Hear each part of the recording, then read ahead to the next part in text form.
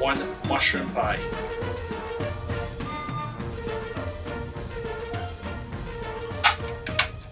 It's a real rich depth to the sauce within the pie.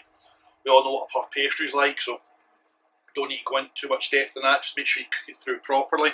There's a real breadth of flavour to the mushrooms. It's a real nice, hearty meal is the way I'd probably describe this one. So, not going to labour it because I'm bloody starving! So, I'm going to go and eat my dinner, and you guys stay safe, take care. Thanks for watching, thanks for subscribing, thanks for the wee thumbs up things, and stay safe. All the best.